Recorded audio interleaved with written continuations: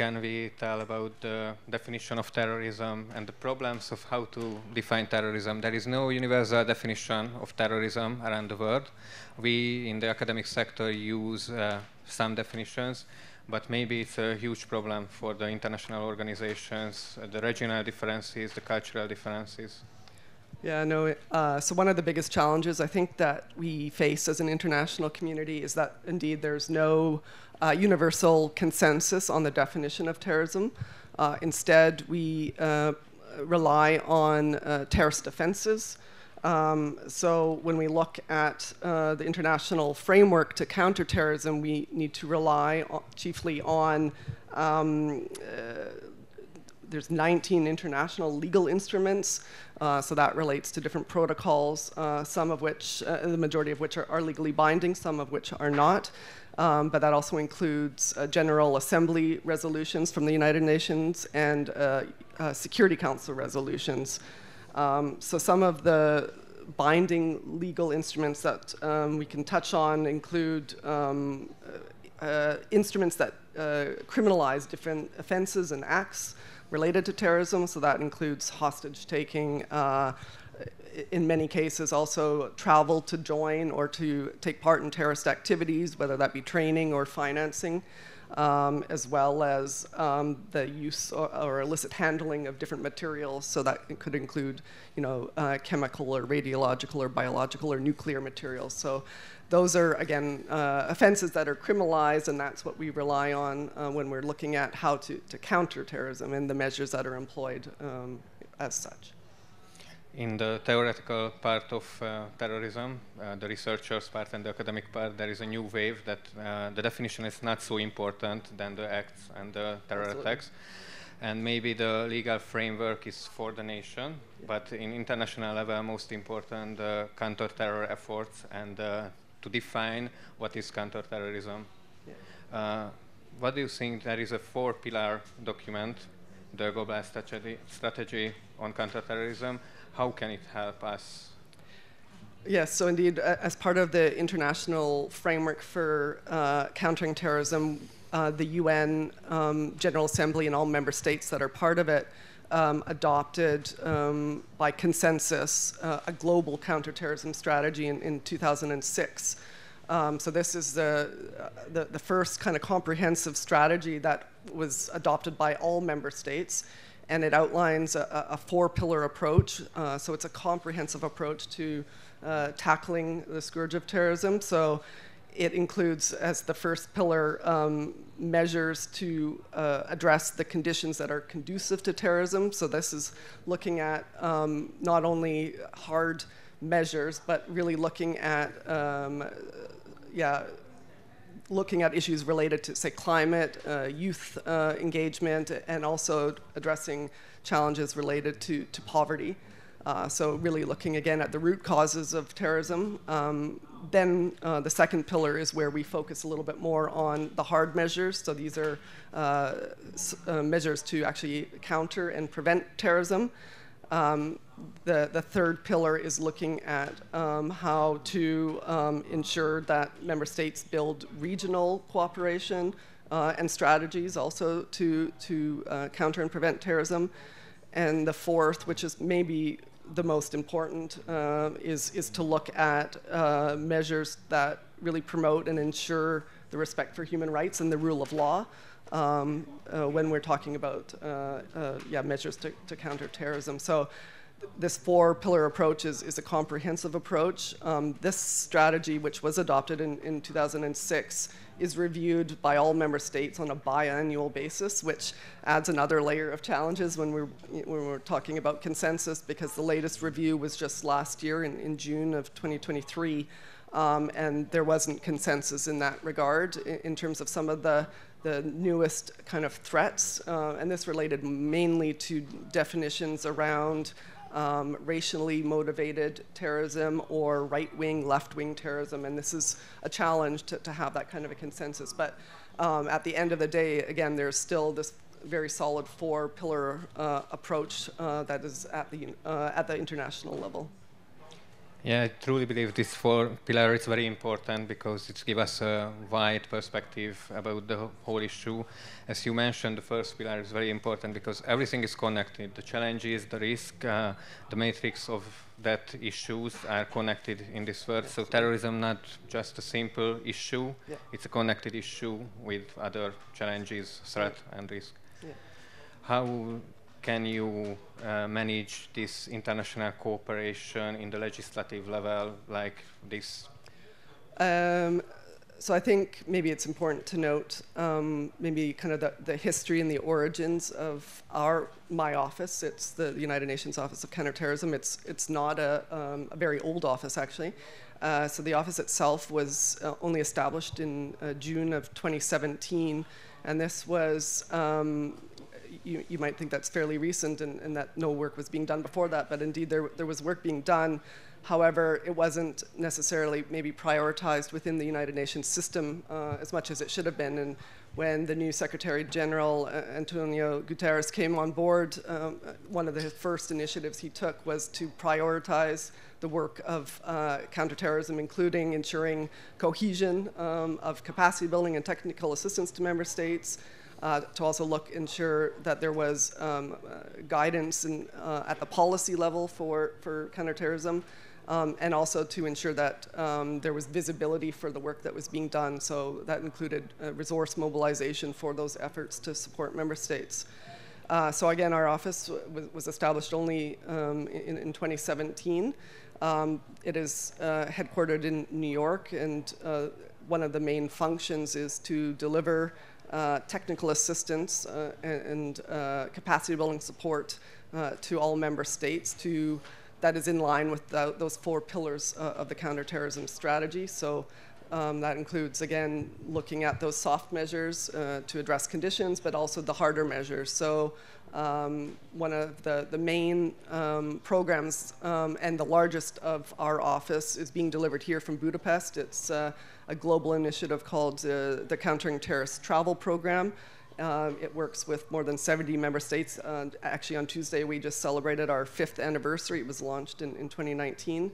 And it's really to look at supporting member states to meet obligations established under the Security Council, to collect and analyze and use information to prevent those who pose a terrorism-related threat from traveling and moving across borders, but also to use that information to identify potential nexus with transnational organized crime. But again, there's other global programs that when we're looking at the hard measures, so probably first and foremost is looking at the countering of terrorist financing, then looking at the protection of vulnerable targets, and when we look at maybe threats and risks for this coming year, there's some major global sporting events, namely the Olympics coming up, so there's also that need to look at the protection of sports events and other elements that relate to major sporting events and major political events, including, say, elections that are coming around the world. We will speak about these special programs later because it's important in bilateral and multilateral level. It's worth like a best practice for us in counterterrorism part. But before that, can I ask about the background of the changing of the priorities of the UN? Because in the academic field, we saw the threat of terror is lower and lower in the last decades. So I would say that indeed there was a bit of a trend in terms of lowering threat levels related to terrorism, maybe in the last several years, but then that has, the last 6 months has changed. It's increased again. Increased in the sense that perhaps the number of deaths caused by terrorist attacks have maybe decreased, but the concentration or the size of some attacks have increased. So again, that's where we see a shift in really the need to ensure that member states have capabilities to protect critical infrastructure as well as vulnerable targets. So here we're talking about transportation networks as well as, again, global sporting events and political institutions. I guess the other shift that we've seen is, away from those traditional conflict zones of where, say, the Islamic State was present in Syria and Iraq, but now the epicenter kind of moving towards the Sahel and West Africa, and some additional challenges there due to political instability and that kind of thing. I think the other shift has been the need to look at other forms of terrorism, not only that based on, say, religious ideology or some kind of form alongside that, but more politicized terrorist acts, whether that again be due to right-wing or left-wing extremism. And I think it's particularly relevant when we see this coming year.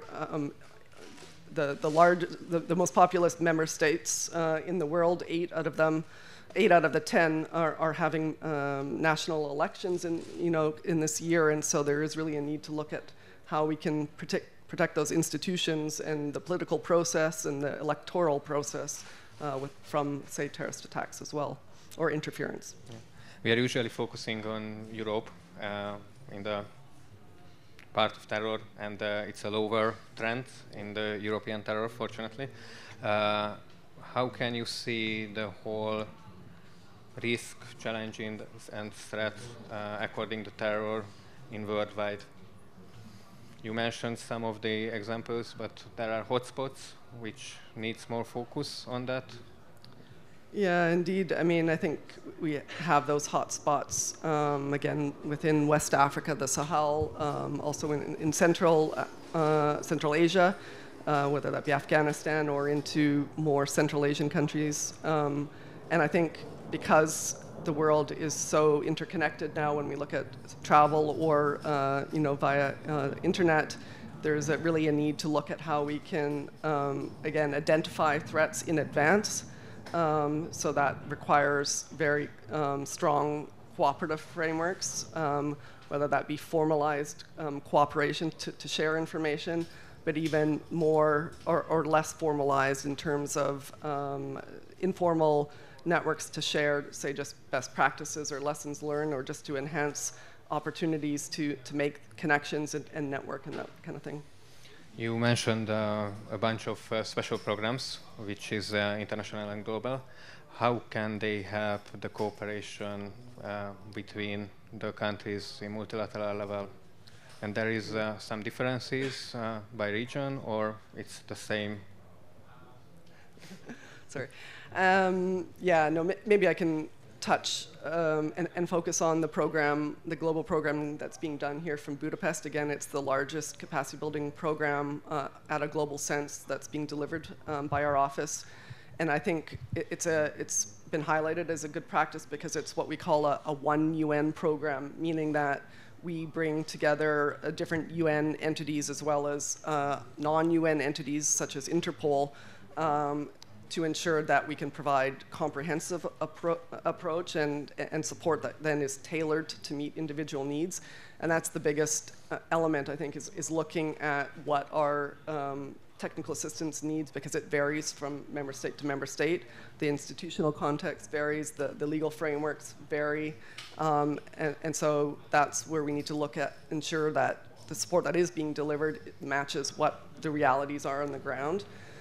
So when we take a look at that program, which again is looking at the collection of travel data, so in the form of advanced passenger information, it's called API, or passenger name record data, which is a very comprehensive set of data that's collected by the private sector, by air carriers, or in the case of the maritime domain, by maritime carriers. And it's available in advance of travel. So it's then ensuring that information can be collected in advance and analyzed and used to detect those who may be already known as terrorists, so screened against watch lists, but then also to use patterns, risk indicators to detect those who are previously unknown. But I think more important is ensuring then that information is shared, not only in terms of nationally, so within different entities or competent authorities, whether that be customs, immigration, police, security services particularly, but also then regionally and internationally, so that different measures can be deployed, or the appropriate measures can be deployed. Yeah, maybe after 2001, the biggest change on counterterrorism was that we changed Absolutely. the need to know principle to need to share principle. Yeah, Earlier, we have talked a lot about this countering terrorist travel program, and I truly believe it's a very good example how an international cooperation work, how the details starts with the beginning of planning. Can you tell us about this planning methods and the early days of this program? Yeah, so it is a really good example because it is a program that touches on key elements that relate to countering terrorism, and this includes, again, looking at actual needs of member states, so conducting detailed assessments and ensuring that there's an understanding of the threat picture, but also then what are the technical assistance needs and gaps in terms of institutional capabilities. But then it moves into the other key elements, and first and foremost is the legal framework, so ensuring that there's a robust legal framework that's in line with international standards and the rule of law. So that includes ensuring strong regulations with regard to privacy and data protection, but also ensuring the security of the data in terms of storage and retention. Secondly, there's also the need to look at the support in terms of building operational capabilities, and that's very key.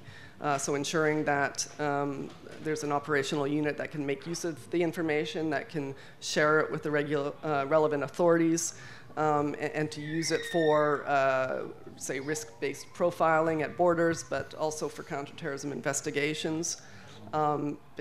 Particularly when we look at some of the data sets that are included in passenger data, that includes very valuable information, including the biographic data of individuals, but also phone numbers, financial information, email addresses, which again can be linked to detect previously unknown threats. The other element, and it's something that would be emphasized in terms of cooperation, is not only cooperation between law enforcement bodies, but also cooperation with the private sector. So private sector meaning solutions in terms of technology, but also with the transport industry, so air carriers, maritime carriers, and that kind of thing. And then also that element that I've just mentioned is ensuring that there are technology solutions available to address different threats. So in the particular case of this program, it was based on, there's a technology solution that was donated by the Kingdom of the Netherlands to the United Nations. It was called the TRIP system in the Netherlands. It's been developed and reconfigured so that it can be deployed to member states.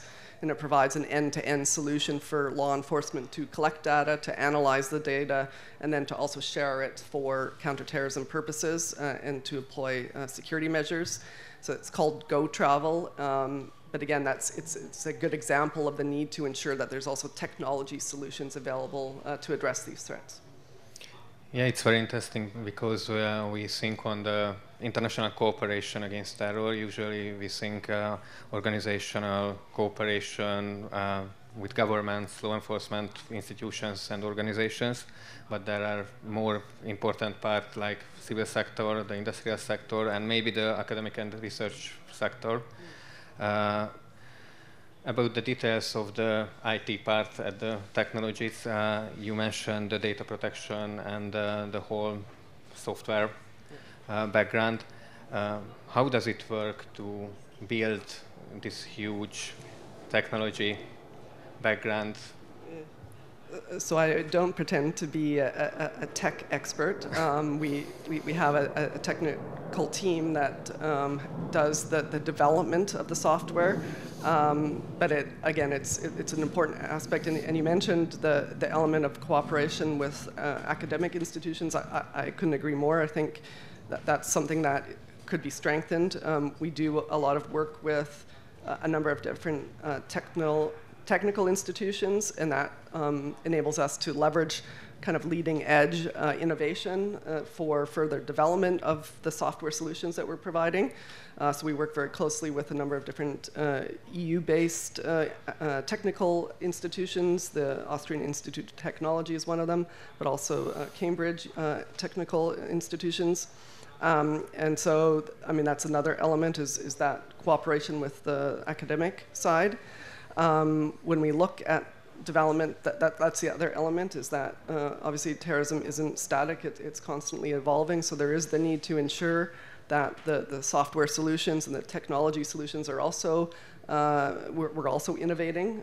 So that's where another, I think, an important element of cooperation and comes is in technical discussions, so looking at what are solutions and applications that are meeting needs, but then where also there are gaps and the need for innovation to address those gaps.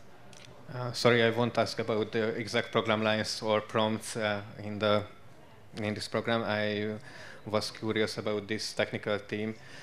This type of team are common in the UN, and they are working on so many different projects, or every specific programs has own organizational background? This was, I think, a new development for the UN. I mean, we have our own technology solutions for UN staff, obviously, but when we're looking at the provision of technology for member states, it's a different story. It's a bit of a new development, and I think where we found the need for that is that technology can be very expensive, especially when we look at private sector solutions. For this same program that I mentioned, there are private sector solutions that are available. However, they can be very, very expensive, and then not all member states can necessarily afford those solutions. So when we look at being able to support member states to address these threats and challenges, we also need to ensure that there's cost-effective ways to do so. Having a solution that costs 5 or 10 million is not going to be something that is necessarily possible for a lot of member states, particularly in those problem or high-risk areas that I've mentioned in West Africa, the Sahel. So being able to provide member states with solutions that are free of charge or with minimal technical costs, that's something I think that we've started to prioritize. So under this program, exactly, you are sharing information, softwares and technology solutions, and somewhere legal framework and some awareness knowledge. How does it work in the other programs? Because the international cooperation, not about just sharing information, it has more pillars, sharing equipment, sharing experts, sharing knowledge. Yeah, so I mean, I think one of the elements is obviously looking at how to combine different technology solutions on a common platform so that there can be interoperability, and that's particularly relevant when we look at passenger data, because when we look at the countering of terrorist financing, the common element between mobility and financing or of kind of planning and perpetrating attacks is the financing of that. So financial data is very important, and that's where you can see clear linkages. So that's one element, is that, again, there's interlinkages between different programs that we have in place, and part of our mandate is to ensure that there is cohesion and cooperation and avoiding duplication of efforts, because yeah, it can be quite expensive to support member states. So the more we can do to avoid duplicating our efforts, the better. And that's really where we see the importance of leveraging partnerships, not only with, say, academic institutions, private sector, but also more advanced member states. And here I can perhaps maybe just emphasize and highlight the cooperative partnership that we have with the government of Hungary, which is why we're based here. We regularly leverage the strong expertise that are here within the passenger information unit or the information center that's here. Use the expertise that has been built to support other member states And so that's, I think, another good practice to highlight from my side. Yeah, one of my colleagues always says that counterterrorism is a very expensive hobby, and it's unfortunately true. According to these programs, can you name some common challenges in the planning session or the working process and methods? Yeah, absolutely. I think I've touched on quite a few. I mean, there's a lot of challenges, but then that also brings opportunity. I think the biggest challenge is, again, looking at providing support and solutions to member states when there is such a vast and varied range in terms of capabilities. So looking at how we can be flexible, but also address member states' needs when we're starting from scratch in many cases, like in West Africa. But on the converse side is supporting member states that have more advanced capabilities and then making use of those in turn to kind of expand the scope of the support that's being provided. So I think that's one of the challenges is just that, the vast kind of level of capabilities. Another challenge is the institutional silos that exist. You probably are familiar with that, and it's something that came about obviously in the US in 9/11 is you have silos, so information is not being shared with outside of different national institutions or even regionally or internationally. So that's something that we also see in many parts of the world, is that you have barriers to sharing information at the cultural or institutional level, as well as then at the global level as well. So probably those are the biggest challenges we see, is institutional barriers, but then also regionally and globally as well. You mentioned the early days, the beginning, the idea. How can these programs born? What is the necessity? It came from the member states, or it came from risk assessments, or how can we imagine? Yeah, so I mentioned earlier on that as part of the international framework is there's different General Assembly resolutions, which includes the resolution that established the global counterterrorism strategy, but there's also resolutions passed by the Security Council. And these generally, in some cases, create obligations for all member states. One of them, which was began to address the phenomenon of foreign terrorist fighters leaving their countries of origin and traveling to conflict zones, was an obligation placed on member states to establish capabilities to collect passenger data and share it for the specific purposes of preventing the travel of those who pose a terrorism-related threat. When that phenomena evolved to people returning from conflict areas or from the ISIL and Daesh, there was a need to look at how to enhance measures to address the return or relocation of those particular individuals. So this further created obligations for member states to include capabilities to collect and share biometric data, of course, with full respect of human rights and the rule of law, but also to make use of Interpol databases to identify those and share information on those who were known to be terrorists or related to terrorist organizations. So again, there are obligations that are all placed on all member states, and this is one of them. And how fast are able to react the organizational infrastructure and the policies on the challenges like this? Because the foreign fighters was not a new challenges. We know about it in 1 decade ago, and you solved it. What about the new challenges? Yeah, I think that's maybe one of the additional challenges is the length of time it takes to address different measures. When we look at, say, more advanced member states, and the length of time it takes them to establish passenger data exchange systems. Good examples being, say, Canada, the US, the UK. They all established their capabilities, probably 10, 15 years ago. However, it took about 8 to 10 years for them to do so. So that's, again, where we see a challenge, is that the support being provided to member states, because it involves establishing legal frameworks, the parliamentary process can be quite lengthy. So the support is a long-term endeavor. It's support that will be provided in many cases over many months or even years, 5-10 years, which is costly as well. We were running out of the time, but we need to mention the regional cooperation. Can you name some regional differences, the cooperation, the international or multilateral cooperation against terror, maybe best practices or good examples? Yeah, I think the leveraging regional organizations is also critical. So they provide that kind of convening power, but they also have greater awareness on regional threats and challenges.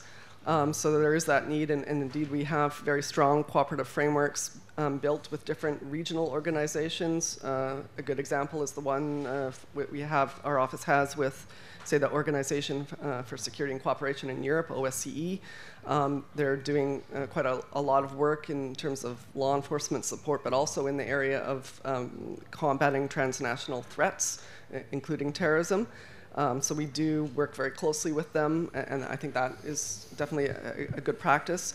A secondary good practice is looking at less formalized cooperation, so more informal mechanisms to share lessons learned, best practices, but then also, again, to just share trends and threat information. Yeah, in our level we saw the emerging of the expert exchange programs and trainings and sharing knowledge. I had a promise in the introduction that we will speak about the future and the risk of the future. Yeah. If we were on this panel in 5 years, we will speak about the same problems, the same issues, or something new? Hopefully not. I mean, hopefully, again, we see resolution on a lot of these things. Again, when we look at the threats for the coming year, I prefer not to look that far in advance because it's a bit more challenging. But yeah, I mean, for this year, I think politically is where we're going to see a lot of attention. Obviously, we have those 8 of 10 most populous nations having their national elections, and so that's obviously going to sway a lot of things. But we also see a clear linkage between terrorist acts and attacks and conflict. And we look at the current situation in many parts of the world. That doesn't put us in a great position. So hopeful, again, that those kind of things will be resolved because, again, there is that clear linkage between conflict and terrorism. Yes, we learned a lot about your homepages and your analysis, the UN analysis about the possible threats for the next decades, like eco-terrorist or right or left-wing radicalization or state denial terrorism. It will be not easy, but very exciting decades for us. And now we are going to have a Q&A part. If you have questions, please feel free to ask. Please don't be shy.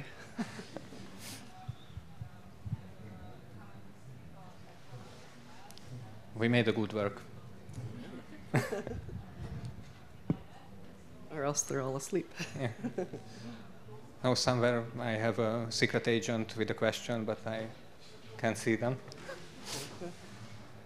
So, if there is no further questions, thank you, Christine, for the information that you're sharing with us, and thank you for your attention. Have a nice day, and have a nice Ludovica Fest. Thank you.